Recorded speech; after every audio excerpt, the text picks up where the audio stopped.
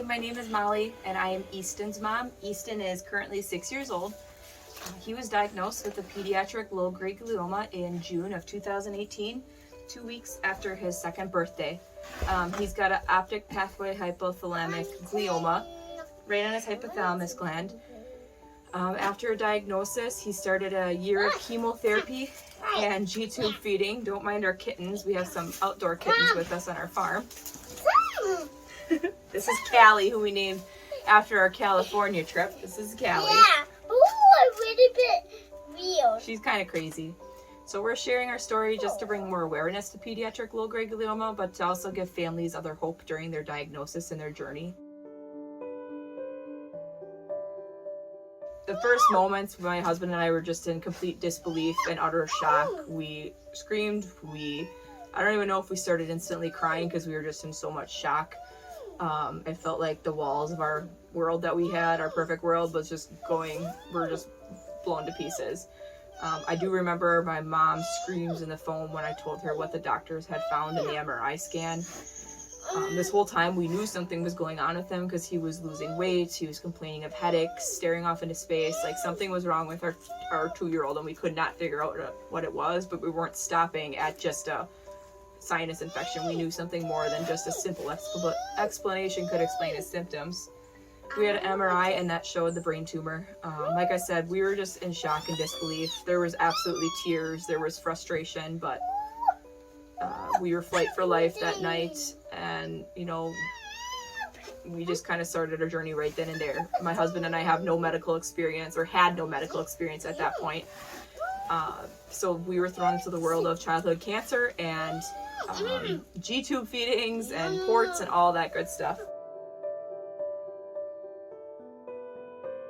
Easton was resilient. During chemotherapy, he had his up days and his down days. There was days we were dealing with a lot of live vomit, just not feeling good, just feeling icky. But we tackled each day head on. My husband and I, we had to learn how to communicate and respect each other's ways of basically grieving the life we thought we would have. But we did it every day. We had a huge community that supported us through the journey. Easton was resilient. He bounced back from every illness, bounced back from every chemo-induced vomiting.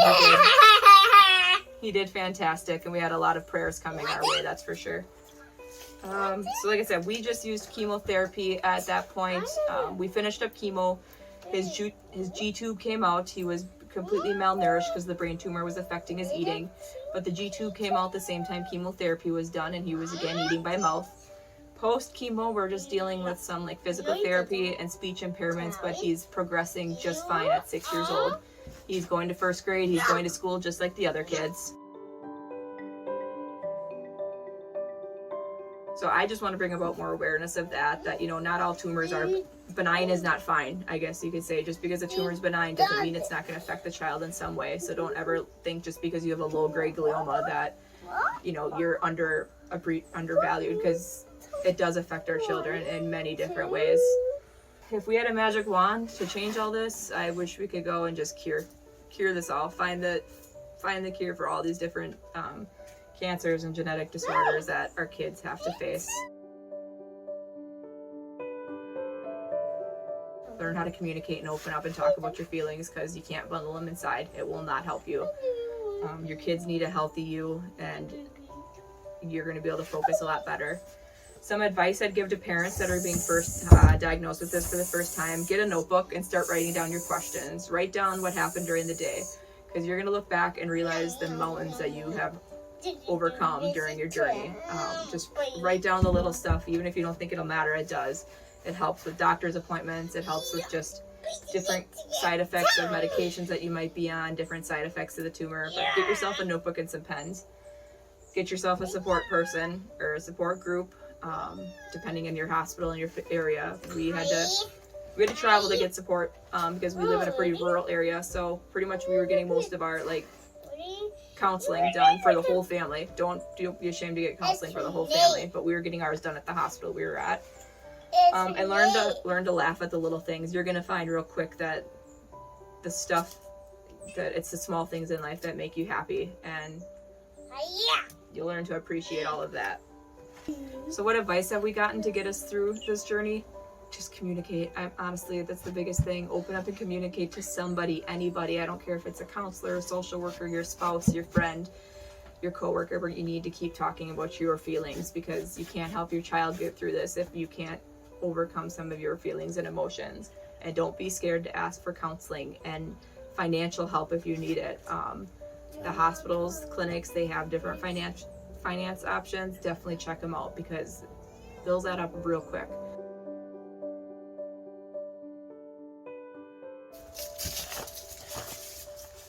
Easton loves to dance and loves to entertain, no matter what. Even when he was the sickest during chemotherapy, he was still making nurses and doctors laugh on the daily. It was amazing to see how resilient different kids are during chemotherapy.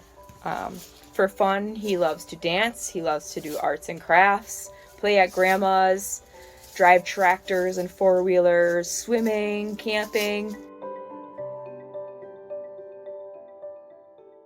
Easton, what do you want to be when you grow up? Easton's going to be a dentist and a farmer when he grows up.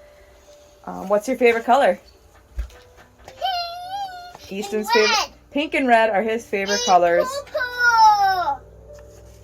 And purple, apparently.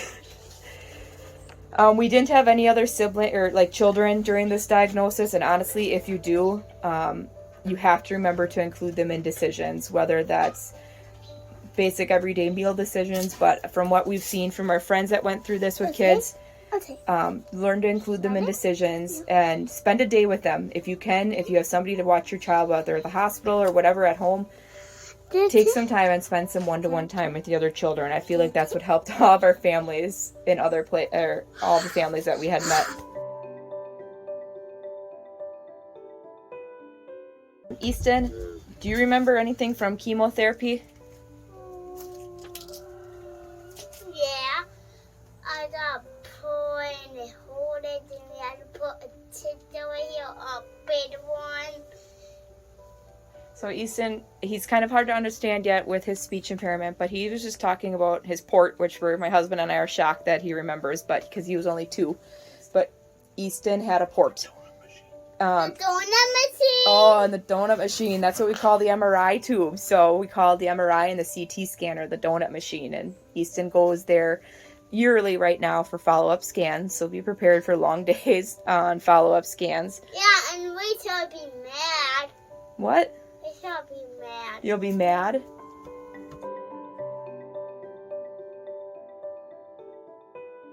Scan anxiety is very real.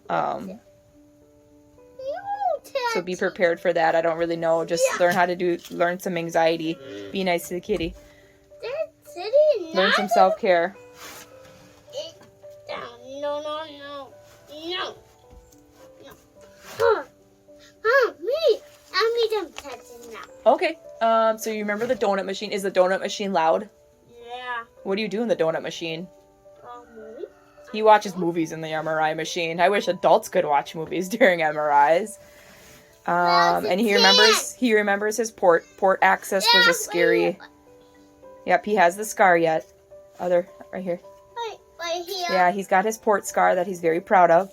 That was probably the worst part for chemo for us, was the port access. No, Mom, that was the war part for me. It's was the holding part. Yeah, because we had to hold you down, right? Because you were scared of the needle. The Huber needle, yep. Yeah, the port access is not fun for any age. Even now as a nurse, I see how hard port accesses can be on different people. Be nice to the kitty, Easton. Easton, did you like your doctors and nurses? Yeah. Yeah, they were pretty good to you, right? They gave you lots of treats and fun? Yeah. Yeah. You are not going to come over. Everybody is. Can you say goodbye to the camera? Say bye-bye and thank you, everybody.